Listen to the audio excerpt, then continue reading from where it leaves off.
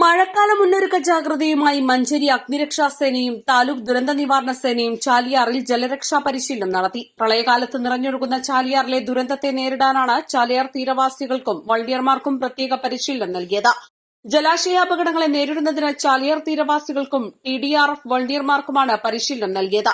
വെള്ളത്തിൽ മുങ്ങുന്ന ആളുകളെ രക്ഷപ്പെടുത്തുന്നത്, മുങ്ങിപ്പോയ ആളുകൾക്ക് പ്രഥമ ചികിത്സ നൽകുന്നത്, വീടുകളിൽ കുടുങ്ങിയവരെ താഴെ ഇറക്കുന്നത്, മറുകരയിൽ കുടുങ്ങിയവരെ കരയ്ക്കെത്തിക്കുന്നത് തുടങ്ങിയ കാര്യങ്ങളിലാണ് പരിശീലനം നൽകിയത്.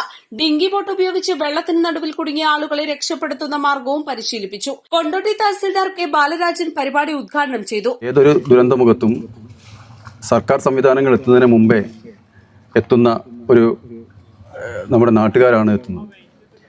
അപ്പോൾ ഈ രക്ഷാ പ്രവർത്തനം എന്ന് പറയുന്നത് അടുക്കും ചിട്ടയോടും കൂടി ചെയ്യുക എന്നുള്ള ഒരു രീതിയിലാണ് TDRF പരിശീലനങ്ങൾ സംഘടിപ്പിക്കുന്നത്.